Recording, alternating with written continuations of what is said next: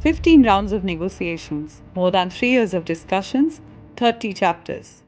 An agreement covering everything from trade in goods and services to digital commerce, from government procurement to environment and innovation. An economic partnership already worth nearly £48 billion a year. One agreement, two democracies, and perhaps one of the most consequential moments in the evolution of the UK India relations. Here's the real question though. Is this simply another free trade agreement, or is it the blueprint for a new strategic partnership? Let's find out. I'm Lakshmi Kaul, and this is Global Order. When headlines announced that India and the UK had concluded negotiations on the Comprehensive Economic and Trade Agreement, the CETA, much of the public conversation focused on a handful of products: Scotch whisky, cars, textiles, and of course, tariffs on a few products. Those are important, but they are only the visible part of a much larger story. Because trade agreements in the modern day are no longer about just what crosses a border. They're about how economies connect, how businesses compete, how technology moves, how talent collaborates, and how countries build resilience in an increasingly uncertain world. To understand why this agreement matters, we first need to understand the moment in which it was negotiated. The last decade has transformed the global economy.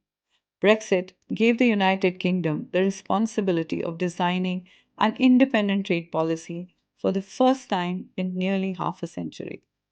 The pandemic exposed the fragility of global supply chains. Rising geopolitical tensions have encouraged governments and businesses to diversify trade and investment relationships. At the same time, India has emerged as one of the world's fastest growing major economies, positioning itself as a manufacturing hub, a digital innovation leader, and an increasingly influential voice in global affairs. This agreement is a product of that changing world. But let's clear up one misconception from the outset. This is not simply a tariff agreement. Yes, tariffs will of course fall upon thousands of product lines over time, but CETA also establishes the rules for customs procedures, digital trade, financial services, telecommunications, temporary business mobility, intellectual property, public procurement, competition policy, innovation, labor standards, and environmental cooperation.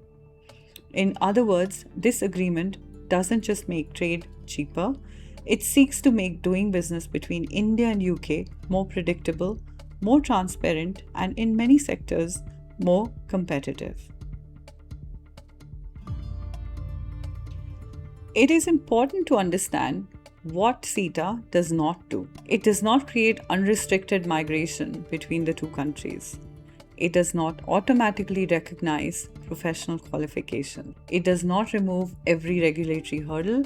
It does not guarantee exports, investments, or jobs. And it certainly does not replace the need for businesses to understand local laws, standards, and market conditions. Trade agreements create opportunities. They do not create success. Success still depends on the decisions made by entrepreneurs, exporters, investors, universities, and policymakers. Of course, the agreement will not transform the relationship overnight.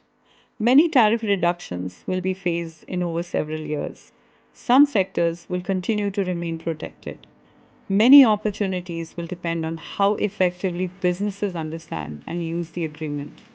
Implementation will matter just as much as negotiation.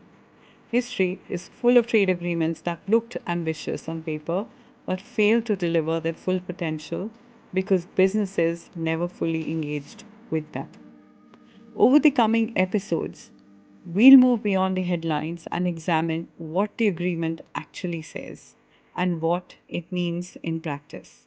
we'll explore how goods move across borders, why rules of origin matter, where the biggest opportunities lie in services and digital trade, how government procurement could open new markets, and what this agreement means for the future of UK India economic cooperation.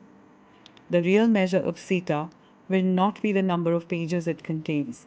It will indeed be in the partnerships it enables, the businesses it empowers, and the opportunities it creates. Today, we've explored why this agreement matters. Next time, we look at what it actually changes, starting with tariffs, customs, and the rules that determine who really benefits from CETA. I'm Lakshmi Kaul. Thank you for listening to Global Order.